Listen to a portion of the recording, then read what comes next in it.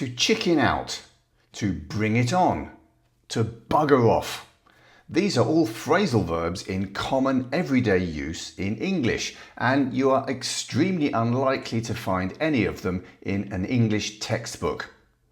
This week we're looking at exactly that kind of language, the real stuff, stuff that people actually say.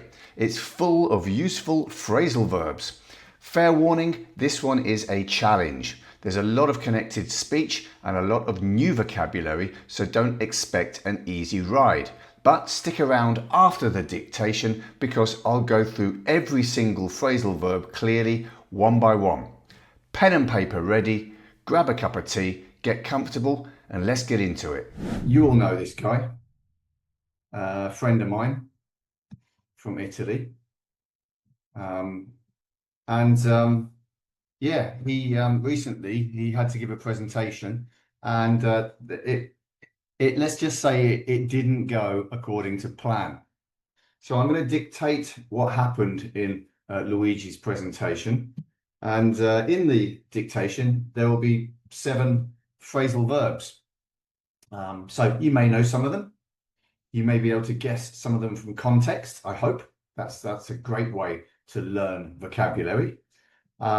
But I'm going to go through all the phrasal verbs after the dictation as well, so that we can practice using them and hopefully you'll go away with some new vocabulary and an amusing story to tell about Luigi.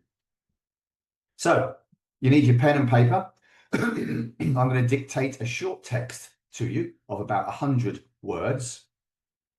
I'll read a sentence, I'll pause, I'll give you the opportunity to write, then I'll read the same sentence again, and I'll pause, and then I'll move on to the next part. If you haven't heard everything, or if you didn't write everything, don't worry, because I will read the whole text again at the end.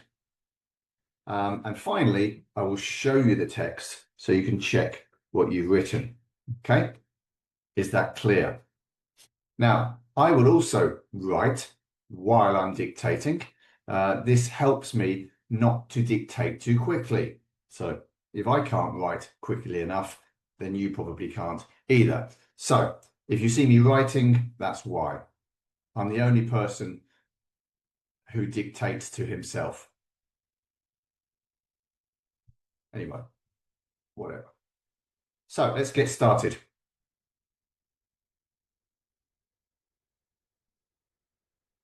Okay. 3, 2, 1. Oh, on a piece of paper, please, not in the chat. 3, 2, 1, go. Luigi and I were supposed to give a big presentation.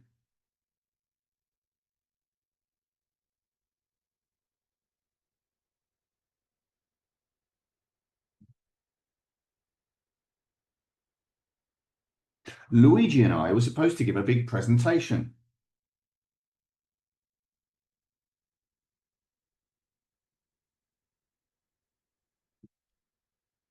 Comma. But he completely mucked it up.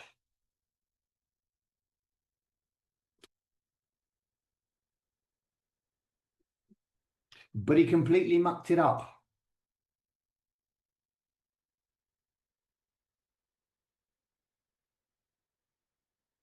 By printing the wrong slides.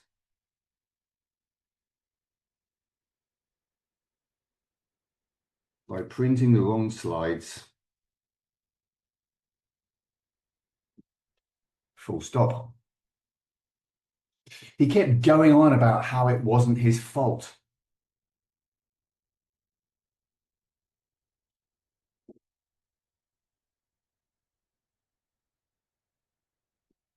He kept going on about how it wasn't his fault.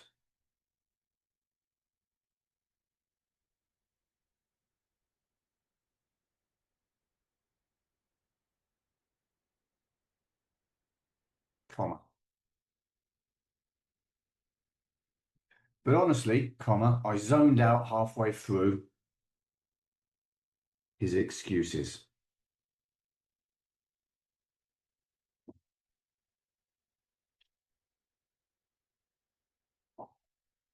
But honestly, comma, I zoned out halfway through his excuses.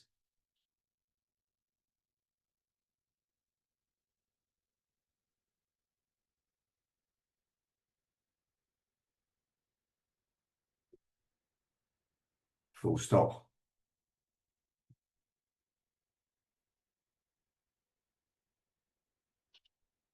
I was about to chicken out of the Q&A.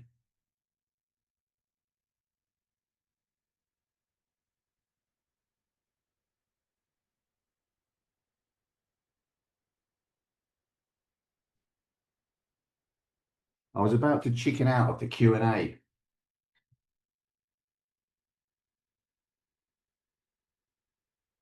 But then I thought, bring it on.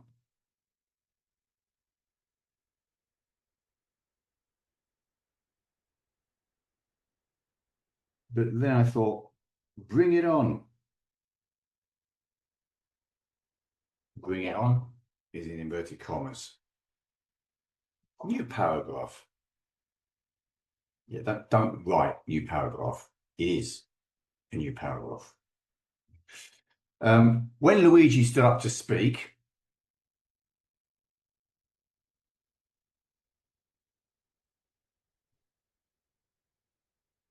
when Luigi stood up to speak, comma, his English was so bad.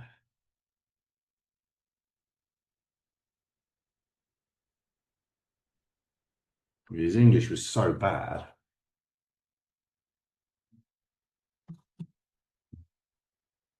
that it just weirded out the whole room.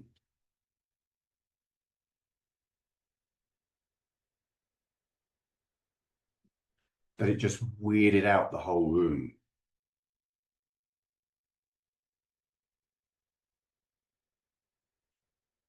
Full stop. As if that wasn't enough.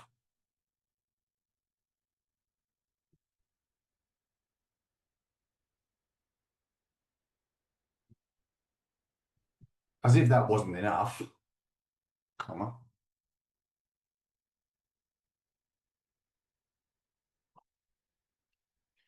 He knocked over the projector.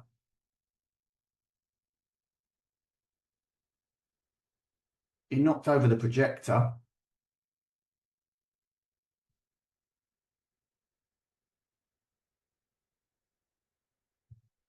And our manager told us both to forget.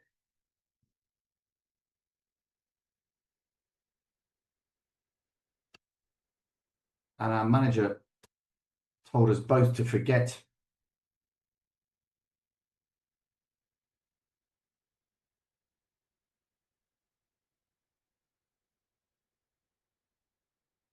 It.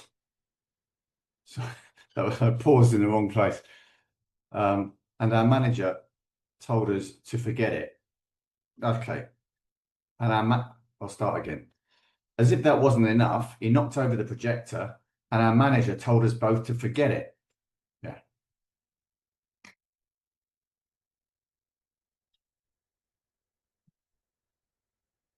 And bugger off for the afternoon.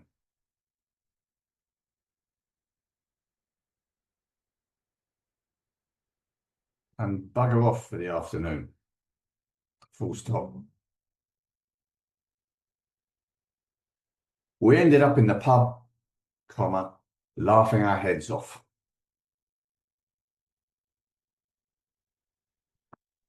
We ended up in the pub, comma, laughing our heads off.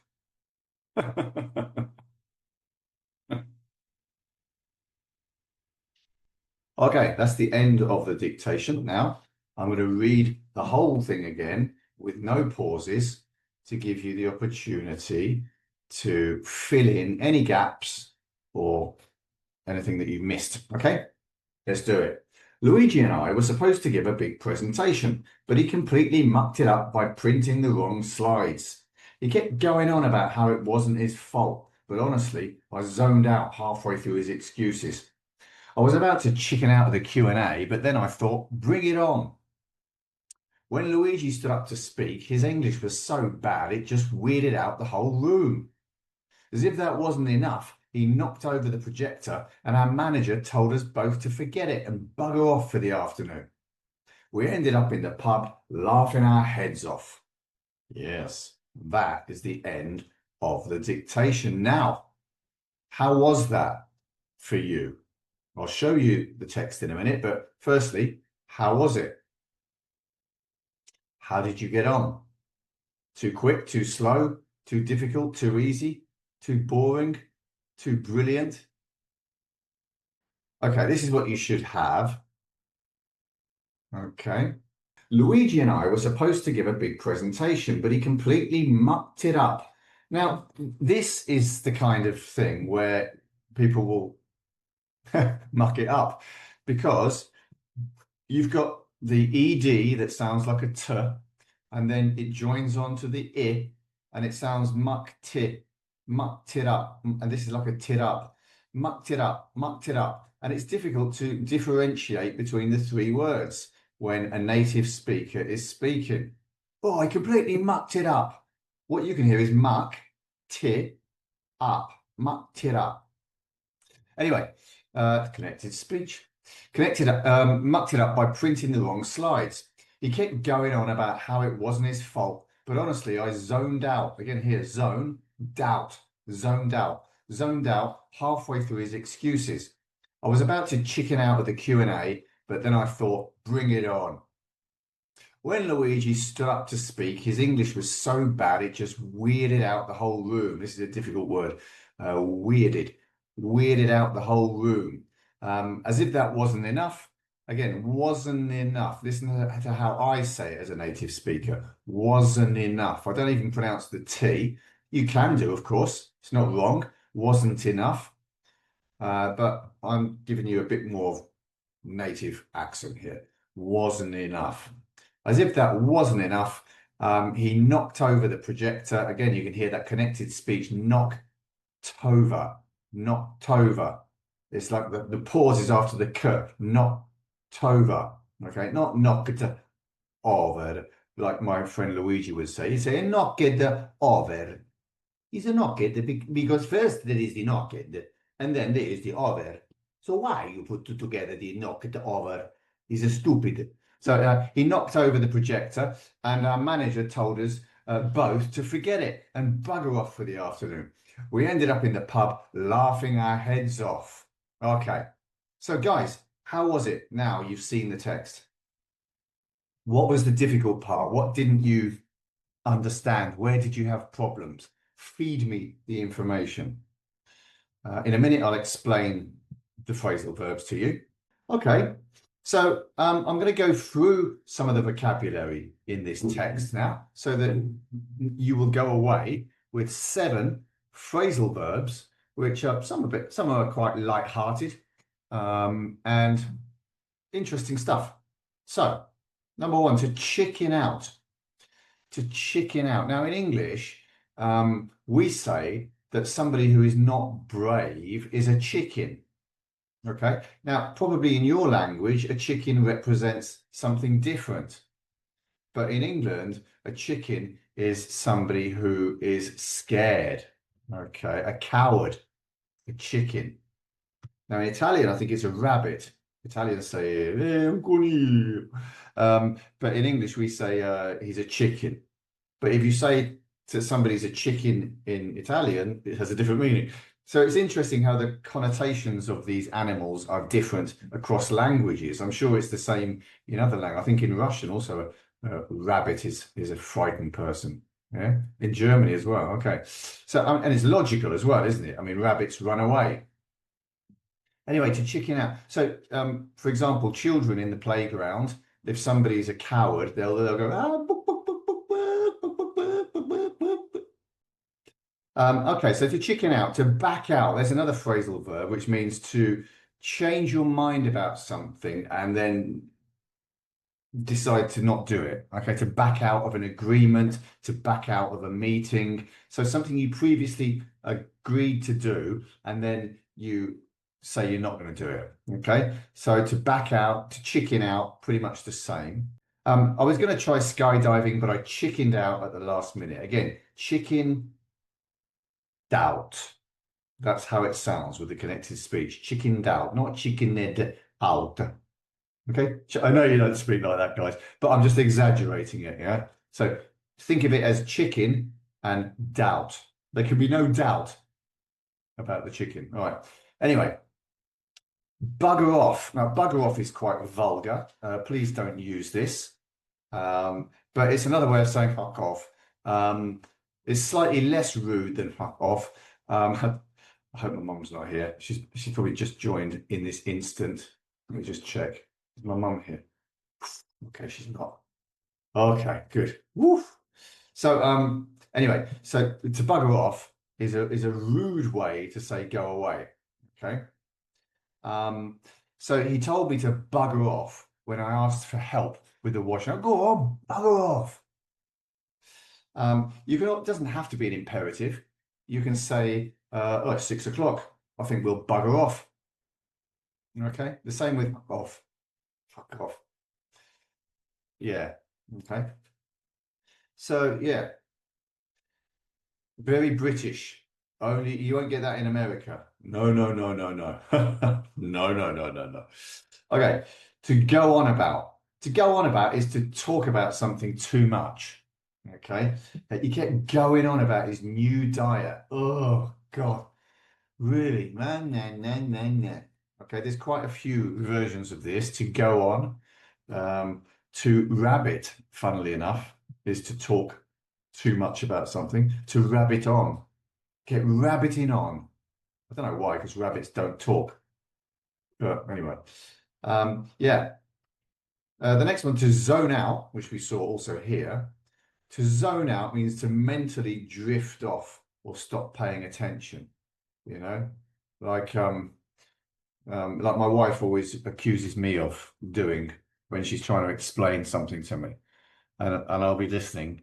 And then she'll say, there's just your eyes are just have you've zoned out. You're no longer listening. I goes, I am. She'll say, what was I talking about?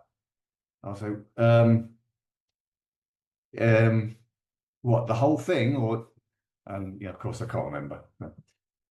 Yeah. So to zone out, to mentally drift off or stop paying attention. Okay. Why don't they just believe you? Did you hear me? Yes. They have to say, what did I say then? Then it puts you in a difficult situation, doesn't it? Okay, I zoned out halfway through his story about bird watching. Okay, next one. To muck up. But the phrasal verb to muck something up means to make a mess or a mistake. I mucked up my homework. You've mucked up my plans for the weekend, for example. I really mucked up the presentation by forgetting the main points. Okay, great expression. To bring it on. Bring it on is often used as an imperative. Bring it on, come on. It's like a bold or cheeky way to accept a challenge. Yeah, I'm not afraid. Bring it on. Okay. So she said, a grammar test, bring it on. And opened her pencil case like a warrior. Not that not that warriors have pencil cases. Well, they say that the pen is mightier than the sword. If that's the case, the case. If that's the case, then maybe a warrior should have a pencil case. Cogito ergo sum. No, that's the wrong one. Quod et demonstrandum. That's what I meant. Yeah. Not I think, therefore I am. Anyway, so yeah, bring it on. Bring it on. And to weird out is our final one today. Weird is a synonym for strange. Okay. And if you weird somebody out, you make them feel awkward, embarrassed, or strange. So I was totally weirded out by his collection of doll heads. That's enough to weird anybody out, I imagine. Well, there you have it. I'm going to read the text for you one last time. So now that you all know what these phrasal verbs mean, okay, let's do it. Luigi and I were supposed to give a big presentation, but he completely mucked it up. by printing the wrong slides. He kept going on about, he kept going on about how it wasn't his fault. But honestly, I zoned out halfway through his excuses. I was about to chicken out of the Q&A, but then I thought, bring it on. I'm not scared. Let's do it. When Luigi stood up to speak, his English was so bad it just weirded out the whole room, made them feel embarrassed or strange. Yeah? As if that wasn't enough, he knocked over the projector, and our manager told us both to forget it and bugger off for the afternoon. We ended up in the pub laughing our heads up, and that is the end of this cup of tea with John. Anyway, so listen, thank you for being here. It's an absolute pleasure to see you all. Yeah, okay, bye.